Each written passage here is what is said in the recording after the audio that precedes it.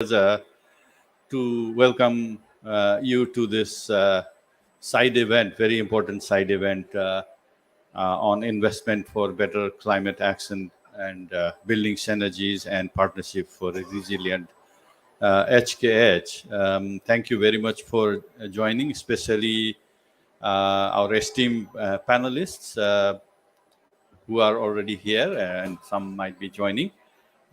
Thank you very much for taking your time. I know it's a little bit crazy around here, moving from events to event, but you are here with us, so thanks a lot. To give a little bit of background, and more will be explained by my colleague Deepshika after this.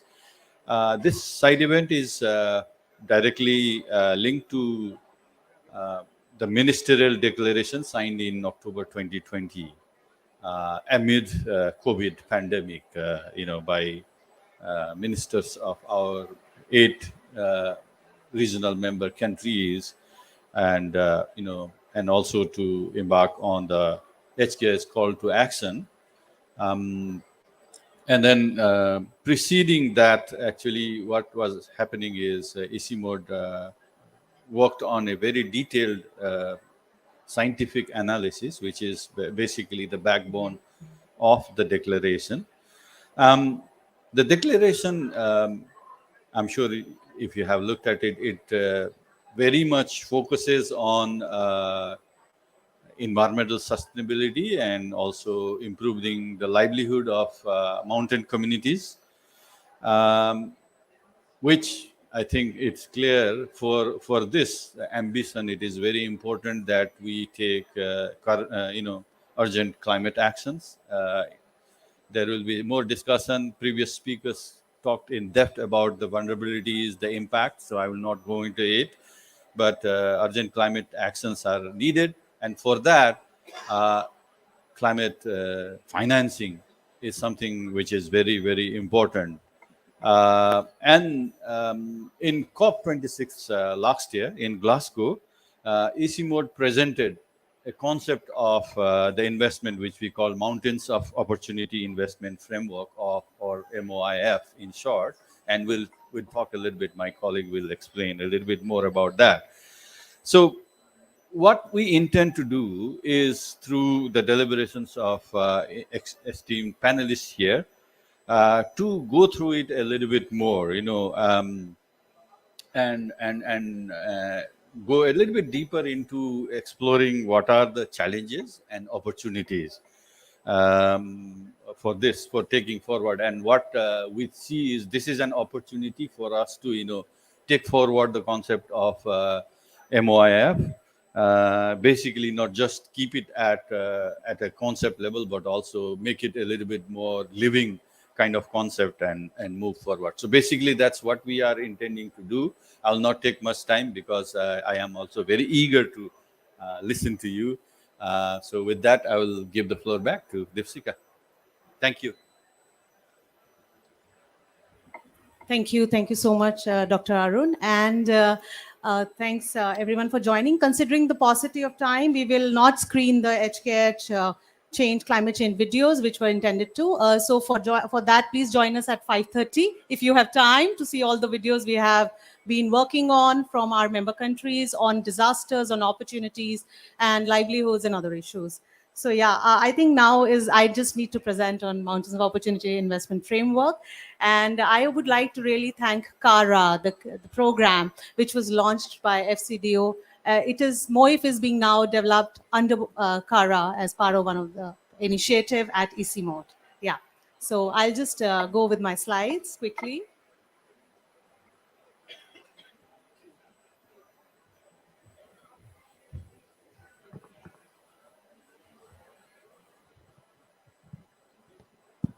Okay, thank you. Next slide, please.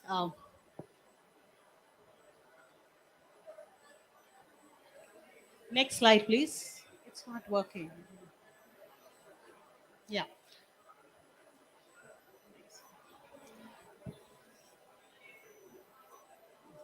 So yeah, I think this has been explained very well by Dr. Arun.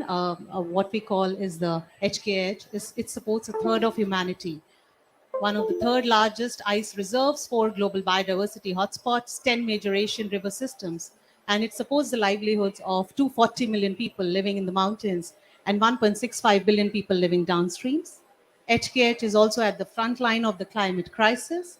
In a 1.5-degree world, glaciers in this region will lose a third of their volume by the end of this century.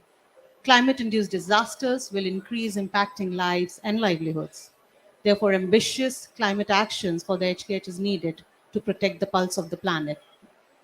As already been described, like last year, we are taking Mountains of Opportunity this year as well, way forward, and also doing Moving Mountains, which is shifting the understanding of mountain realities from the periphery towards the center of the global climate and environment discourse. Next slide, please. Next, please.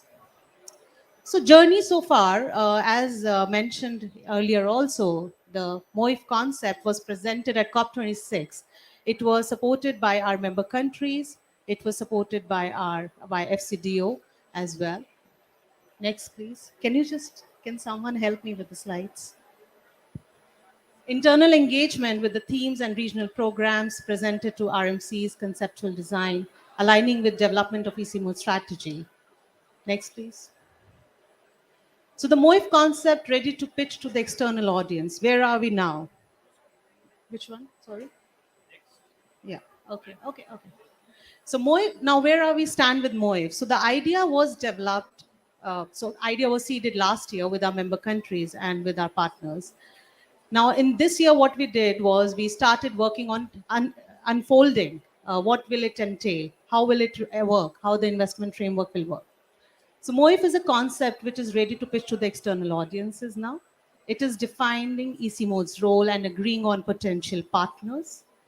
We have worked on forestry. We have started working on forestry, NBS nature-based solutions, and energy policies for this year. Strategic context, if we look at, the challenges are that we really need to have for our member countries. They're looking into the NDCs, net zeros, and other commitments, climate finance data, what's coming to the region, where it is required to be, basically going into which kind of projects, etc. How much is it going into adaptation versus mitigation? We also have to while developing along with other partners, we also got to know that definitely there is a need to work on investable and scalable projects. There is a complexity of accessing finance, for especially for HKH. There are various reasons. Mechanisms are ill understood. It is difficult to measure the impacts. It is difficult to scale the projects. Therefore, we see it as an opportunity which will enable our RMCs to meet the NDCs, net zero, leveraging with other national commitments towards investments, increasing in networks and alliances, increased focus in the adaptation space, large organizations increasing capacity to access finance. What we did this year in the work, which evidence work on forest, is we tried to map where our member country stands. So what they are looking at when they are talking about forest covers. What are the carbon sinks? How much is the land is under the forest area? How much is the potential, etc. Similarly, we worked on the total renewable energy potential in the HKH. And we could figure out that there are lots of opportunities where it can be worked, and there are still many gaps. Now, what we mean about MOIF, some of you have already seen it, but again, repeating for our new members. It's an alliance of knowledge, development, and investor actors collaborating to develop and promote investable and scalable opportunities for channeling investments to HKH. It is definitely not a fund or any sort of investment vehicle in its own right. And why EC Mode? EC Mode is uniquely placed to combine its existing work and understanding of HKH issues with its regional convening role amongst HKH countries to bring together decision makers and voices of HKH communities in pursuit of evidence-led investments. These are, I'm not going to go into details. This is a kind of a theory of change which we have developed, but the areas, the sectors, these are the 6 priority areas: mountain-specific nature-based solutions, resilient mountain infrastructure, resilient mountain entrepreneurial ecosystem, inclusive and climate responsive financial landscape, shock responsive social protection systems, and resilient and inclusive labor markets. So, what will it entail? When we talk about that, there will be evidence led decisions to invest in priority areas. We'll be, of course, definitely talking to all the stakeholders, including our regional member countries, our Board of Governors, then our high level task force members, alliance, coalition, and others, developing the ideas, pitching the ideas, developing the proposals along with the alliance members, and then looking into how we can, along with the government support, can implement these projects. Then definitely looking into the improved connections, interactions, and partnerships between knowledge, development, and investment actors. It would be act as a platform for investors, public, private, and others, collaborate on identifying and investing in the opportunities for a climate resilient edge cage, creating synergies across the investors in the edge cage by tackling the challenges, improving coordination, and identifying solutions.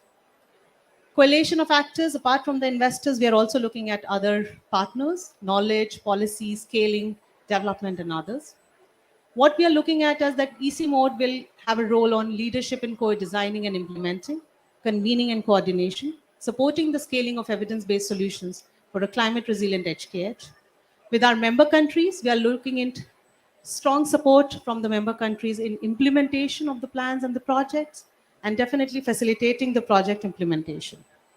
From investors, what we are looking at is streamlining the investments towards EdgeCage, co-develop the projects with other partners. So it is all about collaboration, co-developing. Development partners contribute to and advise on project development and implementation. And knowledge partners, again, very important. Without evidence, it is very difficult to have the projects. So evidence from science, policy, and practice. Then definitely the last is how we'll reach out to the global fora. Of course, these are some of the examples. We are already here at COP27. So just to mention it, we're also planning to go into the regional dialogues, the country level dialogues as well. What it entails as a journey ahead. So where we are today is approaching the initial partners for founding memberships, customizing our pitch, developing the strategic communication. We already have a series of consultative meetings with our member countries, presented the idea, pitched them the idea, have gotten their inputs. Then where we are at COP is networking, presenting, engaging with wide range of stakeholders, and presenting for the high impact also, along with our digital stories, that why is it important to invest in the mountains. What we are planning further is going forward, facilitating investors' dialogue, formalizing some partnerships with the founding members, developing evidences, planning to organize in 2023 a regional EdgeCage investment conference. And of course, like other global forums also, we are looking at in CBDs and others. So thanks for that. Any questions, if any of you have, or maybe we can have it after our panel, I would say. So thank you. Now I would like to request our panels, please, if you can join us here. We can have His Excellency Ken O'Flaherty. He's from the UK government. He's COP26 Regional Ambassador, Asia Pacific, Caribbean, and Small Islands Developing States. Thank you so much for joining us again this year. It's been really an honor. And I would now next like to invite Mr. John Rume. Please join us. He's the Regional Director, South Asia Sustainable Development World Bank Group. Now I would like to invite Ms. Zia Hong Yang. She is Chief Thematic Officer, Sustainable Development and Climate Change Department, Asian Development Bank. Next, I would like to invite Ms. Yoko Watanabe, Global Manager of GEF Small Grants Program at UNDP. And we are also having one online virtual participant from our side is Mr. Hadi Hussaini. He is Director of Strategic Initiative, Aga Khan Development Network. So yeah, thank you so much for joining us today. And I think this mic is working because we are going into panel.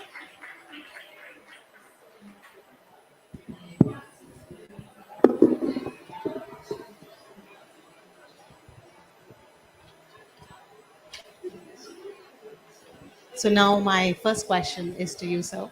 So what are the best practices from FCDO's experience which can be followed to increase focus and finance towards the needs of the Hindu Kush Himalaya and also the mountain agenda across the world, according to you? Please give your view on that. Thank you. Well, first of all, it's great to be here today at this essential event today on the future of the HKH and the necessity to build sustainable synergies and partnerships. I had the honor of visiting Nepal last year, and I saw firsthand the work that that government is doing to support this agenda. And I'd really like to recognize Nepal's commitment alongside its partners in the HKH region, which were, of course, shown, as we've heard already, at the HKH Mountain Summit in 2020. So I think my key message would be now is the time for action, and the UK is supporting Nepal and the wider region on the mountain agenda. But my first more practical response to the question would be that we have to recognize the increasing vulnerability of mountain regions to extremes. If we needed any confirmation of this, we just need to look at what has happened in Pakistan this year. We were all very shocked to see the extreme impacts on populations there of the recent flooding, which was in part from glacial melt. At altitude, limiting global warming even to 1.5 degrees Celsius isn't enough, and communities lower down will inevitably feel the impacts of that melting. We don't need any more warnings. We have to act now. In Nepal, the UK is bringing in technology, technical expertise, and investments, both domestically and in the region through the government, ECMOD, and also the private sector. So my second point would be that the diversification of finance options is absolutely key. We have to shift away from public finance towards private sector and concessional finance, especially when we consider the global context of the Russia-Ukraine crisis and increasing reluctance or limitation, shall we say, of partners' ability to provide grants as ODA is reducing globally. Nepal is, of course, already on the route to LDC graduation in 2026, so we'll need to ensure concrete planning for finance avenues. As for the UK, again, our Department of International Trade is working hard to secure UK private sector investment for renewables and for clean technology. And we're working with the Investment Board Nepal, and we're extending technical assistance for larger investments in hydropower. We also need, of course, to ensure a just transition, and we need to involve local communities in our global responses to the impacts of climate change. The UK is working with local communities to support the transition from fossil fuels to renewable energy, and also expanding off-grid systems. And we really want to understand the perspectives and the concerns of local communities. In Nepal, we have 40% of the forests which are managed by local communities, and the UK is investing in the LEAF program to develop synergies and leveraging carbon financing through the government of Nepal to support local communities. Our CARA program, which has already been mentioned and was announced at COP26 last year, and will also be providing funding for regional approaches to addressing these shared environmental challenges. And it will directly support ECMOD to protect the HKH and to take on the Mountains of Opportunity Network, as we've heard. And I think, again, to underline, we must recognize the urgency. We need direct focus on mitigation by major emitters worldwide, and we have to support the climate vulnerable countries like Nepal in adapting to the increasing risks of extreme weather events and melting glaciers and increasing flooding. So the UK will continue to work across this region. We will be supporting the affected countries. And I think in summary, we're very clear, climate change is an unavoidable reality for Nepal's most vulnerable communities, especially in the HKH region. And we're working hard with our international development partners to leverage an additional $4.2 billion to support the government of Nepal's green, resilient and inclusive development plan. We are very much encouraging all our partners to explore all avenues of investment, and we're proud that COP26 recognized the importance of the cryosphere for our planet. Thank you very much. Thank you. Thank you so much, Excellency. And like you rightly mentioned, and LEAF project is something also we are very much involved in. So it's really, thank you for that. Now I would like to move on to Mr. John Rumi. And the question is that what are the global climate finance investment mechanisms relevant to the needs and the priorities of the HKH from the World Bank perspective. Which are the priority sectors that the World Bank is looking into currently and future as well, and which will focus on the climate action in the HKH? Thank you. Thank you very much. Good morning, good afternoon, everybody. A great opportunity to be here. I'm going to step back just a little before I answer that question directly, because there's a context to this. Sure. Because I think that focusing just on mechanisms for international climate finance in the Hindu Kush misses the point. Let me step back.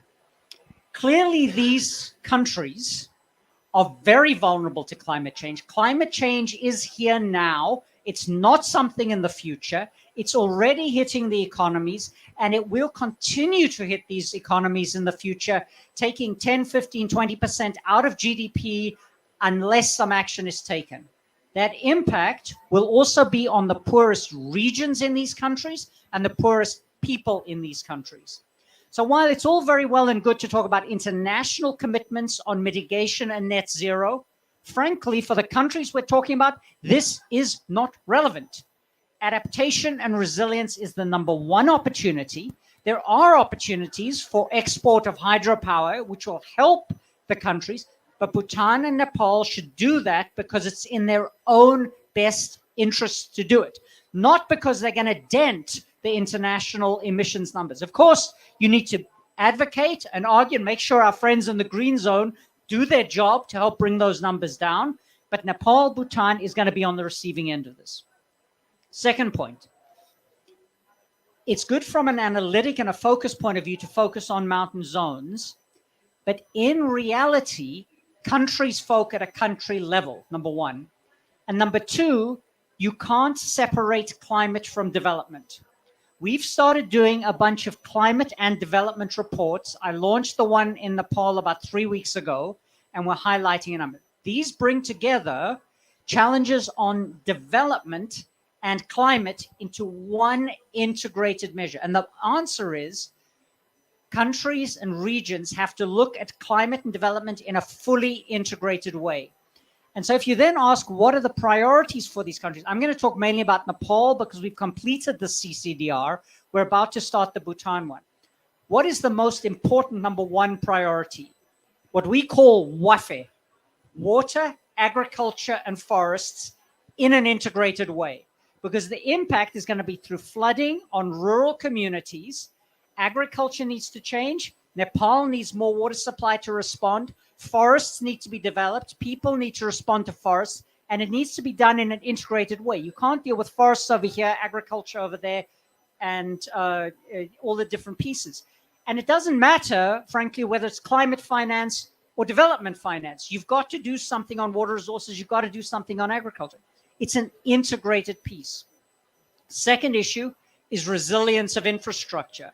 It's hard as it is to connect these countries, but the infrastructure, particularly the roads, are highly vulnerable to floods and erosion. So building that infrastructure is key. And then looking forward, both Bhutan and Nepal have an export opportunity on hydropower that can generate money that can be used to spend on other investments and can help India and Bangladesh with their decarbonization. Now, when we add all of this up, the key challenge is that if you take the investments that make economic sense, they are good to do, you've got a good economic rate of return. The total cost of all of those investments is many multiples the size of the current amount of financing. And so there are two things that these countries need to do. One, maximize financing. But even if you maximize financing in total, it's never going to be enough. So you're going to have to prioritize. So then let's go down to the block. Absolutely, Nepal, Bhutan can increase their private sector financing. They can crowd in more financing. Absolutely has to be done. But let's not kid ourselves. Most of the challenges are on resilience and adaptation. The private sector is not going to finance the bulk of the adaptation and resilience. So then we have to come to international finance. Clearly, these countries can and should be advocating for more money and more concessional finance. And I take the point that my friend makes about the fact that this being difficult. But the reality is that if these countries do not get them, they will not be able to close the gap, and the poor will hurt most. And then on domestic financing, in all of these countries, there are opportunities to repurpose existing financing and to use public financing in a more way. So how do you do this? Integrating development policy and climate financing in an integrated way. You mentioned Nepal. Nepal, I think, is moving in exactly the right direction. They've said they want a grid framework on their domestic financing.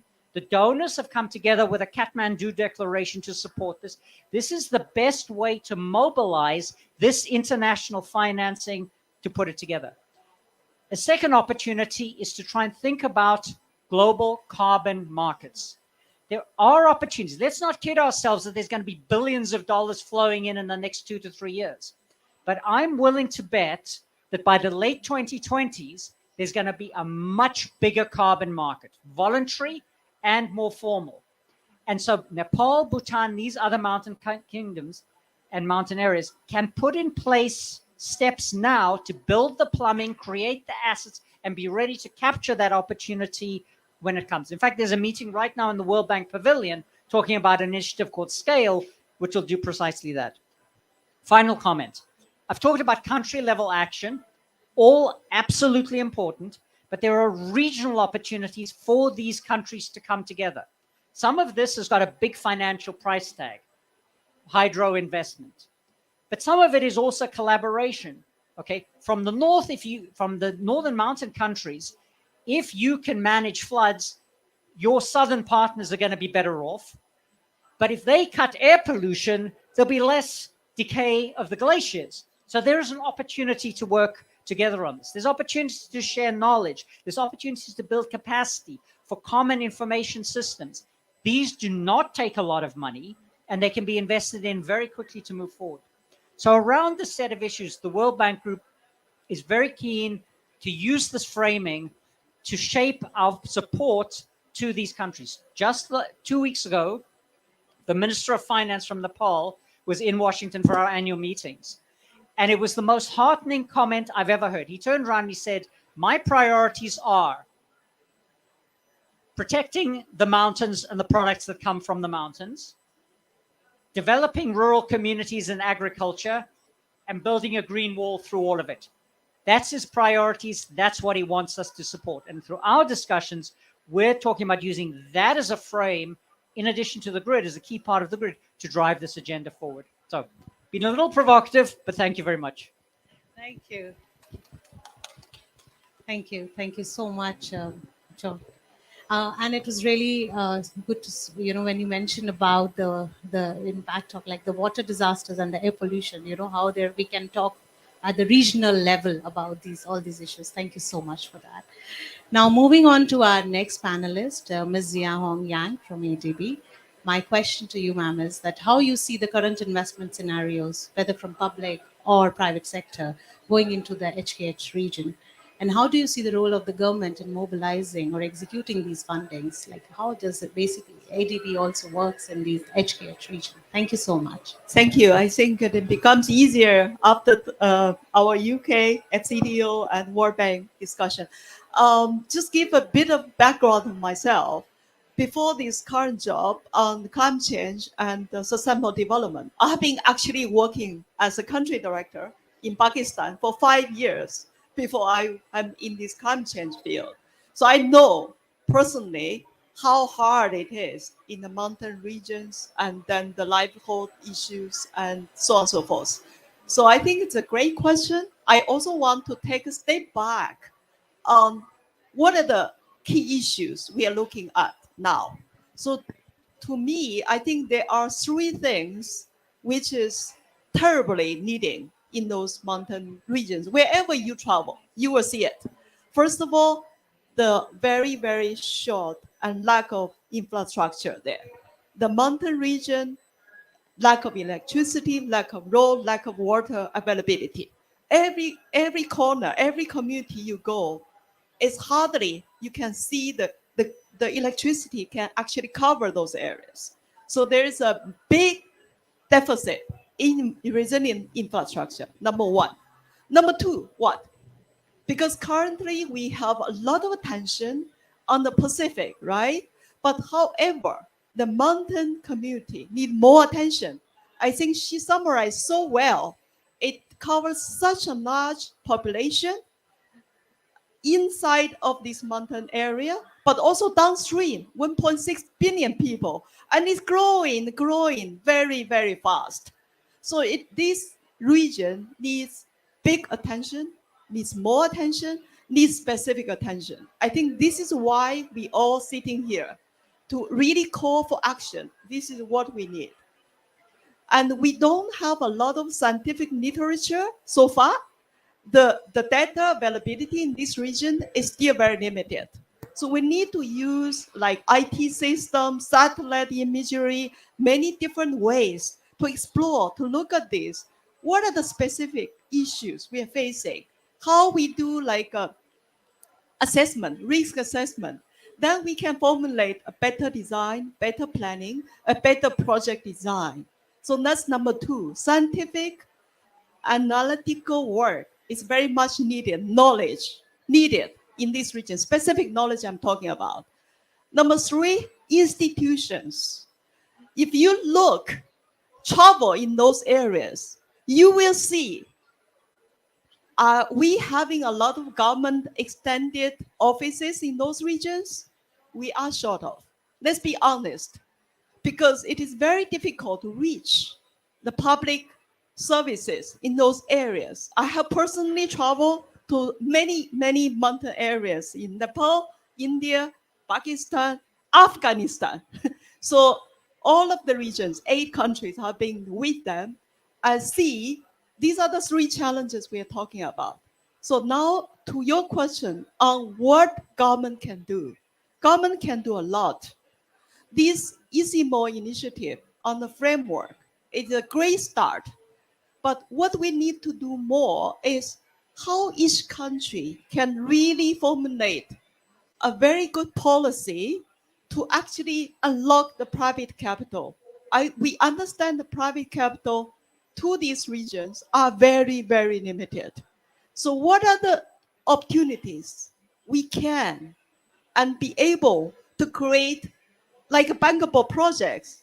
Let's talk about bankable projects. Every time we go to this region, the bankable projects, they are there for a long time. For example, the hydropower project. You can see many hydropower projects still in a there are some feasibility studies, but very old. So can you do it, investment right away? You cannot, right? So recently in Bangladesh, the government just few days ago published, I think it's called National Adaptation Plan, which is a very good step forward. And in Pakistan, particularly in the KP province, they have got climate change action plan. And then there are many good plans coming up. So government is increasingly aware. So policy is very, very important. That's number one. The second one is, you need to have projects. You need to really have something prepared and go for donors asking for funding from UK, World Bank, ADB, GCF, GF. So you need them. So you need to prepare, prioritize. How to prioritize? In these regions, we don't want to build the infrastructure, but later on, the infrastructure is going to be damaged very quickly. So you need resilient infrastructure, you need resilient design, you need to design with very good information and risk assessment. So when you do the risk assessment along the way, you will have a lot of data back.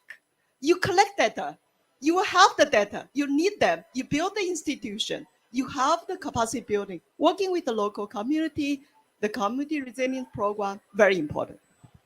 Number 3, I have been in this business of disaster and then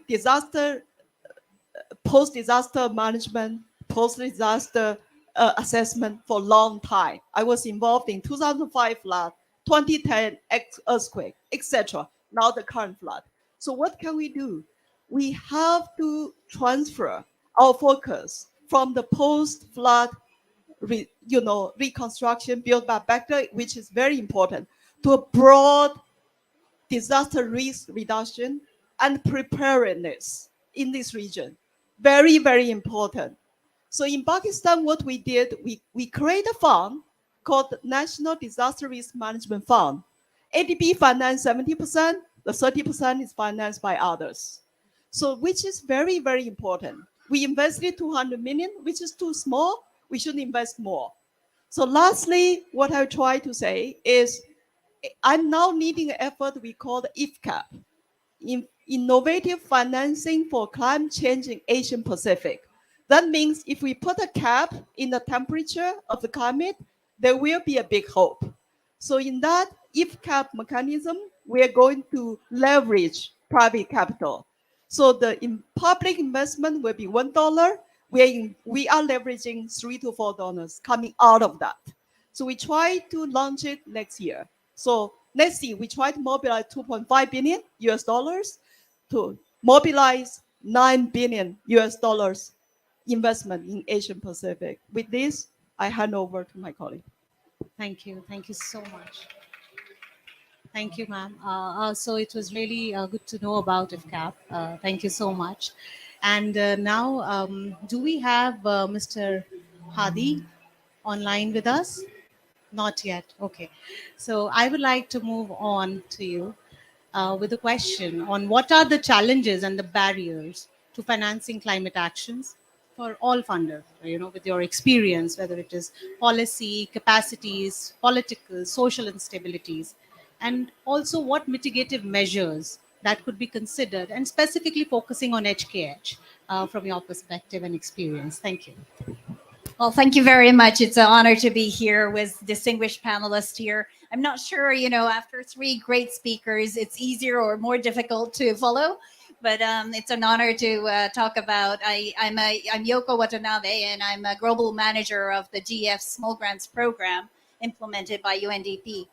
And let me say that, first of all, Himalayas is actually my second home. I used to work in Nepal, stationed in the country office of UNDP, managed a program in the mountains, and it's a fascinating cultural and natural heritage. And there's no other words but other than saying that, yes, this is an area of huge climate impact, and we are seeing that every day, including the Pakistan case, Nepal, and many other places. And the time is now to really act. And I think there is no other, words to mention that. And this is an area that is really a source of water, particularly for large 10 Asian rivers. 240 million livelihoods are dependent on these areas and really need to act. And it was your question regarding what are the challenges here. I would say there are three things. One is, first of all, there is a really need to strengthen the policy framework to support low carbon climate resilience investment. There are increasing, of course, vision and target under the NDC. There is enhancing market incentive to do it right. Also, removing subsidies and taxation on emission, and all these efforts are being done. But let me move to the second challenge is more that in this region, as John also mentioned, the finance for adaptation is something that we really, really need to increase. And as we all know, still the finance towards climate, it's only 20% is going to adaptation and resilience work. And I think this is really need to kind of shift in terms of particularly the Hindu Kushi Himalayan region, because what is happening right now in agriculture and water and drought and other areas, we just need to step up on that. And actually there is a evidence and there is a research done that investment in adaptation, the benefit, the return is actually 4 times bigger. So I think, if you invest in early warning system, if you invest in resilient infrastructure, dryland agriculture or forest water management, actually return to these investment is larger. And particularly the insurance companies and others are starting to understand that this is a worthwhile investment. And I think the areas of adaptation is growing, sort of areas that we really need to keep eye on. And then my distinguished panelists already mentioned, but unlocking private sector financing. And this has been talked everywhere, and we're still trying to discuss, how can we really unlock? But I really think that one thing we can do is that one is really supporting um, the individual enterprise actually in the mountains. I mean, mountains, there are many products and many unique actually products that we can support on. And actually, the small grants program is supporting some of these market value chain development. And I think these are really important areas to bring the small medium enterprise to our larger scale with the partnership with larger sort of partners and private sectors. Other thing is the public and private partnership. I really think that public money, like others have mentioned, can reduce the risks and reduce the sort of risk for investment to these areas and further the investment in these areas further. So what can we do more? One thing is I really applaud Isimod for taking a regional approach. You know, individual countries, there is so much you can do, but if you bring in the 8 countries together, make the voice heard, this is really powerful. And I really think that UNDP also have presence in all these 8 countries, and we have recently entered into a MOU to further these work together on sustainable development and climate change work. And I really think that the regional approach is something to develop on. Second areas is I can't agree more on green infrastructure. I really think, you know, the infrastructure need in this area is amazing. And if we did it right with green infrastructure for roads and energy and others, there is ample opportunities to grow in these areas. And third, I can't emphasize more to invest in communities.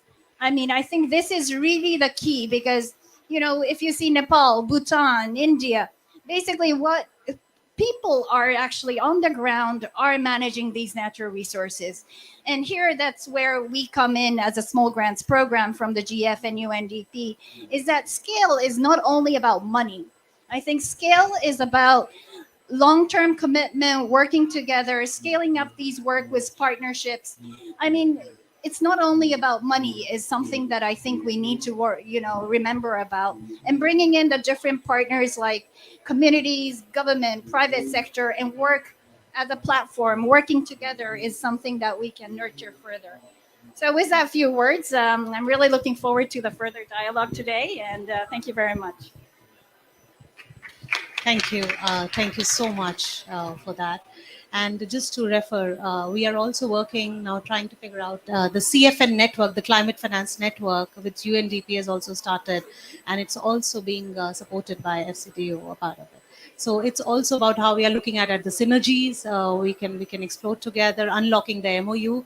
Thanks for mentioning that. We are working on early warning systems. Loud. Okay. We are working on early warning systems and other things. And one of a very good initiative, or kind of a successful initiative which we are looking at, is the Bricklin initiative, which we are doing at EC Mode, which is along with the private sector. It has been done successfully in Pakistan and Nepal, and now we are seeing where we can take it forward in Bangladesh and other countries. So yeah, thank you so much for mentioning that. Now we have Mr. Hadi? No, it's not. He's not online. Maybe some technical error. So I think I would like just to ask any questions do we have for the panelists from your side, please. Please introduce yourself and then ask the question. Thank you.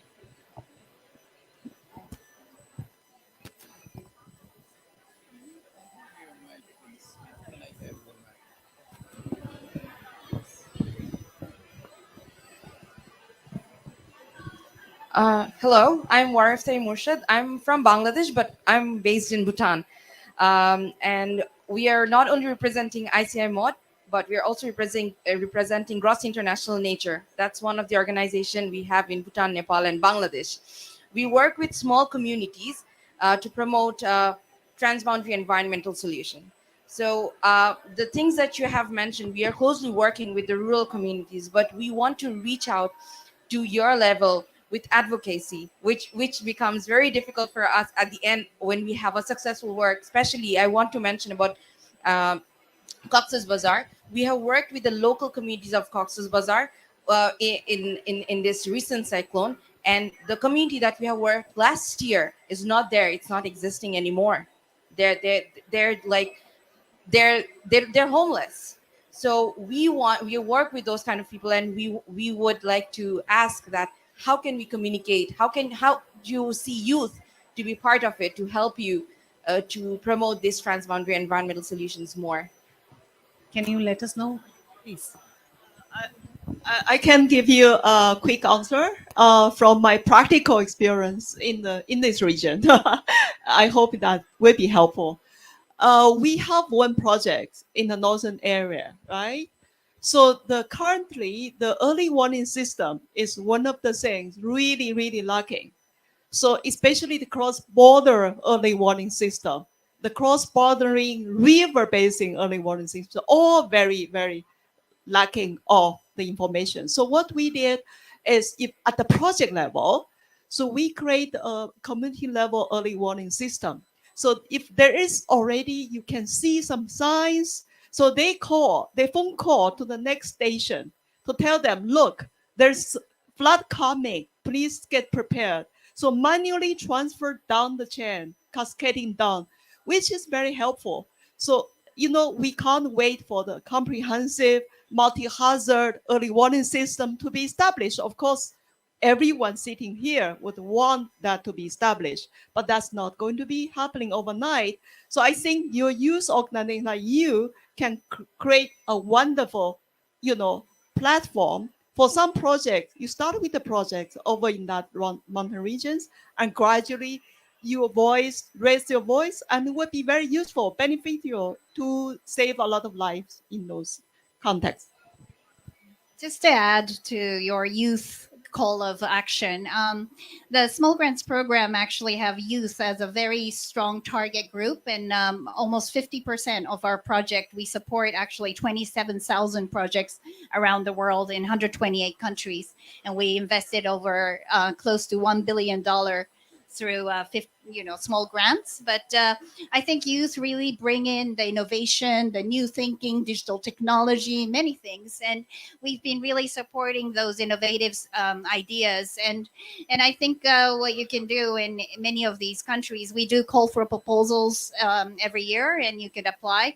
Also, we do a more policy dialogue between the youth group and the government and private sector, and come together and try to figure out how we can influence policy, advocacy, and we fund those type of projects as well. And I think, building up on that, you can make a difference in the national level as well as global level like this, and really make a difference from the youth with a new idea. Thank you. Thank you for the response. Yeah, please. Introduce yourself and Thank you all for speaking. My name is Tyler. I'm a second year master's student at the Yale School of the Environment. And I have two questions for you all. So many of you touched on the idea of electricity. And I'm interested in hearing more about, especially in Nepal. So I'm writing my thesis on Nepal. And I'm interested in how Nepal can balance making sure that everybody across the country actually has electricity consistently in their homes, because I know from my research that while there generally is good access to electricity in Nepali households now, there's lots of outages. It's not necessarily consistent across time, and that causes big problems for households, especially as they're trying to convert over to more sustainable cook stoves and things like that. And so how do you make sure that people have consistent access to electricity while trying to export more to other countries? I think that seems like it's creating some tension. I'm wondering how the country can address that. And then a second question that I have is about what could the relationship be between the Terai region and the mountains in Nepal in terms of dealing with extreme heat?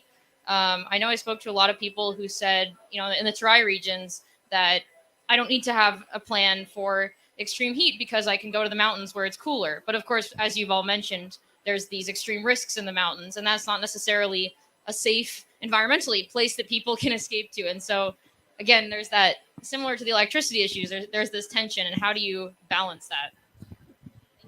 yeah, thanks. Thank you. So first on the energy challenge, if managed well, I think these questions are separable and Nepal can do them both. So if Nepal can structure the export of hydro in a way that Bangladesh and India effectively pay for and finance that infrastructure. It should be a net contributor of export revenue and government revenues for Nepal, which can be deployed for other purposes. Of course, that would also have to be implemented in an environmentally and sustainably, socially sustainable way with local community benefits. That then generates income, which I don't think takes away money from other investments. At least the analysis we've done through the mid 2030s doesn't show any pressure on the macroeconomics. Then there's a question of what is domestic energy make. Now, ensuring that you have power coming out of those hydro plants into the grid where it exists for Kathmandu, Pokhara, places like this is an important part of what needs to be done. Then there's a question of local communities. And there, I think we need to think about two sets of issues. One is on electricity. I think the options for decentralized renewables is a very promising opportunity at this point. And the second thing we have to think about is, as you said, cook stoves and options like that, which are not necessarily the same thing as electricity. They don't have to be powered by electricity if there are alternatives on the cooking side. On the Terai versus mountains, I don't have a complete answer, but I do have a thought. And that is, we are going to get climate migration and we're going to get economic migration. It's going to take place. Migration is a sensible adaptation strategy if it is done in an orderly way. If it's forced and is a last-ditch effort because you've been flooded out, people suffer. If it can be planned. Now, when I say planned, it's not a mass-managed migration. The way we think about it as bank is three pieces. One, places that have stress, build the resilience and reduce that stress as far as possible. Secondly, recognize where people are going and anticipate so that you can make it a relatively attractive place to go. They're going to move to peri-urban areas around Kathmandu, around Pokhara, around other areas. Build the ability for people to go there so that you're not developing slums. And then third, make sure that your social protection system and your human capital system allows people to move. One of the things that stops people moving is if they don't have the social security, if they don't have the social protection system, or if they don't have the education. Investing in education is maybe one of the best things that can be done to allow this migration to take place. I just want to add, I think it's an excellent question. So I think also from ADB perspective, we do two things. One is facilitate the regional power purchase agreement among the countries. It has been very challenging, I would say, because of the region-specific issues, and which we have to unlock that. We are continuously working on that. We have this called SASAC program, the South Asia Regional Cooperation Program, to have that kind of platform to have all the countries working together. The second one, I would say, to address the electricity system, we did one project. It's called off-grid solution. So we actually, first of all, we create a mini hydro in this region, and we actually put the hydroelectricity on the health facilities and schools to show the community what can be achieved. So in those regions, in the winter time, in the summertime, you can see what they need, right? So if children can have a very good electricity in their schools, their parents will be happy. So we get a lot of buy-in of that, and then gradually rolled it out, the mini hydro system. And we work together with AFD, French agencies. We did a lot of these things, and gradually moving up, get them electricity helped. So it's not, so when we do this region program, we have to work on the smart education system and also mini hydro together. It's not isolation. I just want to add that for community development system.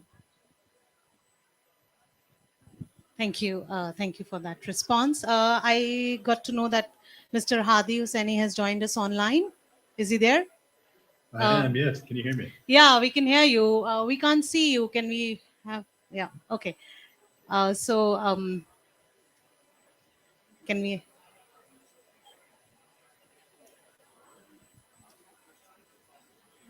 So the question to you, Mr. Hadi, thanks so much for joining, and sorry for the technical glitches at our end.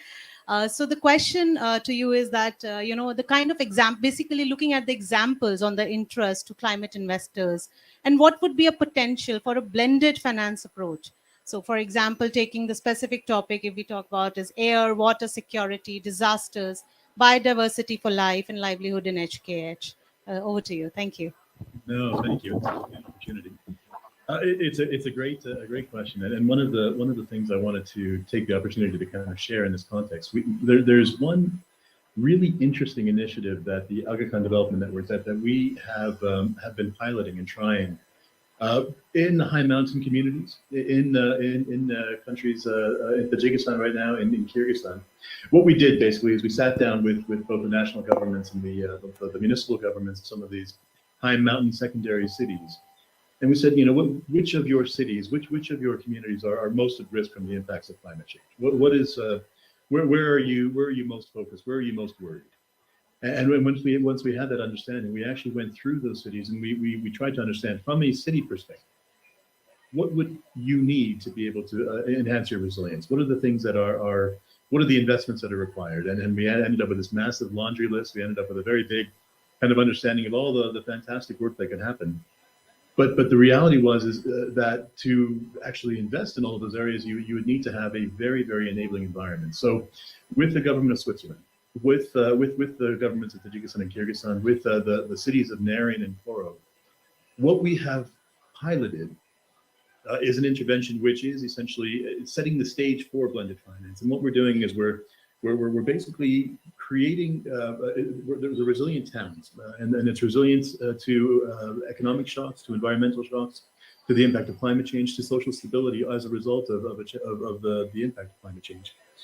And the intent is to make these settlements, to make these secondary cities so inviting to investment, because investors will know that by investing in them, their investments are relatively safe.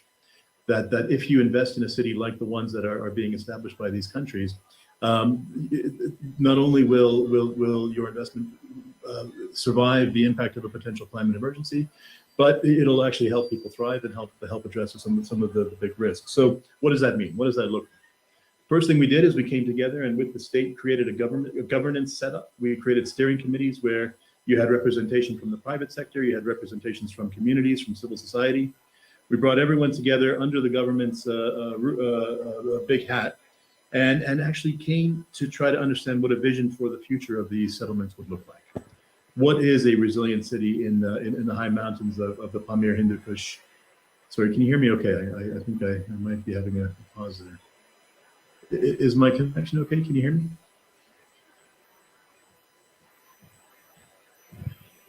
Yeah, we can hear you. There was some issue with the screen, but we can hear you and see you also now. Thanks. Okay, perfect. Yeah, so we started with governance. We started with these steering committees. We brought academia. We brought everyone together to kind of design and think through what a resilient city would look like. And then we actually incorporated all of that resilient inputs into a town plan. So with the state, we designed a town plan for these cities for the next 25 years, which determined where investments needed to go, which determined how to protect them, how to actually find a pathway forward for them to be able to weather a very changing modality. Built-in demonstration projects, and this is where the government of Switzerland, the European Union, the Japanese, and a number of other partners have come together, the World Bank and ADB, to actually start using that resilient town plan as the platform for determining where investment should go and where they would invest. And then with that, the public, the government's actually investing and trying to build that around the vision of the communities. And then the really neat part of this is actually where we drew in the private sector. So we helped the private sector to create smaller businesses, SMEs, all of this kind of supply chain infrastructure around climate smart interventions, around energy efficiency, around a whole host of things that would make these cities more resilient, and then tie that to a long-term investment plan. So this idea of a resilient city has had real cachet. It works really well in secondary cities that are in high mountain settings where there is a little bit of isolation, where you kind of have to be a little self-reliant. impacts over this is an initiative that in the two countries has been going on for the last 3 or 4 years. We've seen a matching of the investments that the state and the government of Switzerland have put in with almost 3 times the investment from other partners as a result of them seeing these cities as viable cities for people to plan for a future. We've seen a significant amount of hardening of critical infrastructure as a result of this. That with these town plans, with partners being able to see a real result, and with communities being actively involved, not only is the infrastructure being built, infrastructure that's needed, but it's also ones that communities really stand behind, and the public sector feels the pressure to make sure they're sustained and maintained and are viable for the long term. And the fact that it's tied to a visioning exercise, the fact that communities are really bought into seeing how this takes them from where they are now to where they want to be in 25 years in a changing context environment, has really been what's made this successful. So as just one example of where kind of the AKDN is engaging with countries and high mountain communities, I thought I'd bring this to you as a way to kind of think about options. Thanks. Thank you. Thank you so much for that example and talking us about, especially about the resilient cities and how they need to look into. Thank you so much. And just considering the paucity of time, I will just, we do have one question, same question for all the panelists, but I'll just keep it short and maybe we can start with you, Yoko, is that what would be the crucial recommended strategy? One, a strategy for increasing investments in the HKH. If you can give us the priority, the one crucial area. Thank you.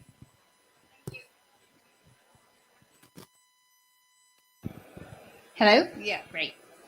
Okay, so I'll keep it short, and among many things that we should be doing, maybe one thing that I can suggest is that it's to increase adaptation and resilience need. One thing maybe to do is the integrated approach on nature-based solutions with local communities. So working on forest, water, and also other infrastructure and other things, but really working on increasing the resilience of natural resource management, working with local communities, and sorry for that. That would be really bringing in both the climate change, the biodiversity needs, and other things together, and really increase the community social resilience and also natural resilience moving forward. So that's my recommendation. Thank you. Thank you so much for that, Ms. To save the time, I think we haven't touched the food security issue in this mountain region. I would say the food security, water security, and energy security, very, very important. Livelihood, connecting all these 3 issues, working on them. Thank you. Thank you. So climate change and development are closely interrelated, and we've got lots of ideas and initiatives for people to do things. But we're not making progress because this is too fragmented. If we manage to pull these initiatives together in an integrated strategy that brought the investments and the policies together, different private and public sector stakeholders together, integrated responses at the community level across different sectors, we would have a chance to allow the mountain communities to grow better. Therefore, I think we should all get behind the government of Nepal's grid proposal, developing an integrated strategic action plan, and commit as supporting agencies to support that one proposal that will set up these priorities. Thank you.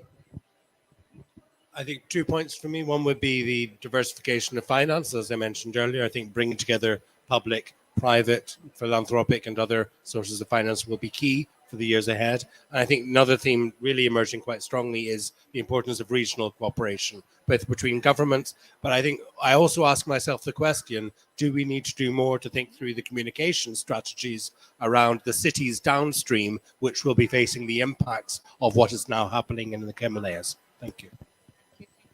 Thank you. Thank you so much. And from you, Mr. Hadi, any though you mentioned about it, but what do you think is the crucial recommended strategy or one area for the increasing investments in the HKH?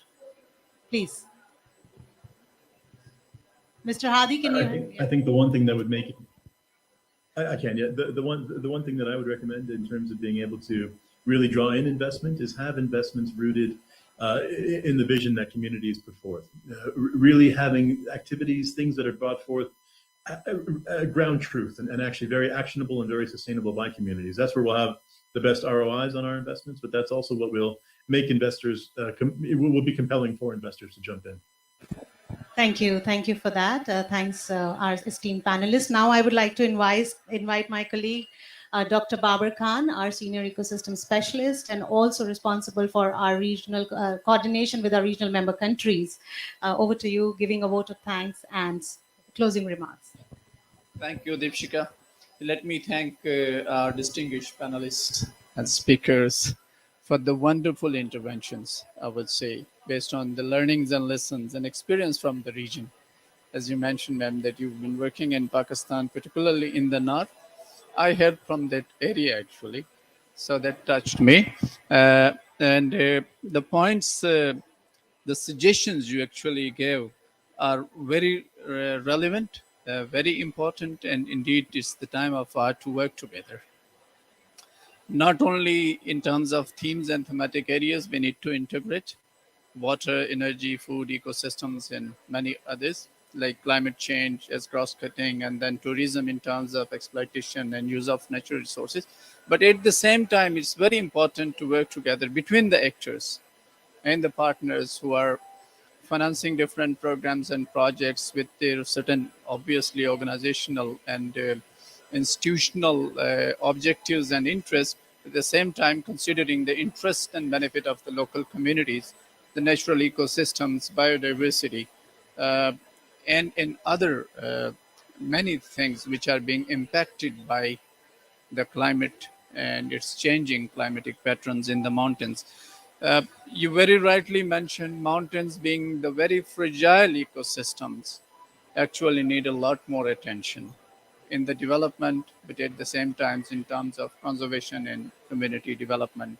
Mountain people living in these fragile ecosystems are greatly dependent on the ecosystem services emanating from these mountains, not only for their livelihood, but they also support billions of people living downstream in the valleys and plains. And the biggest challenge for an organization like ECMOD is to address the cost carrying risks. Actually, they not stay in one country, they are moving from one country to other, affecting the entire region. So there is a dire need for regional cooperation as well among the regional member countries to work together, come up with a strong, integrated, and inclusive agenda for the protection and sustainable development of the HKH mountain region. So let me thank you again for your wonderful interventions and inputs. Thank you so much. Thank you each and every one of the participants for being with us and listening to the discussions and giving your inputs. Thank you so much. I think, Hadi, my thanks is also for you, since you are not here physically, but you have joined us from your working place. So thank you so much for being with us. Can we request for a group photo now? That would be nice. Thank you.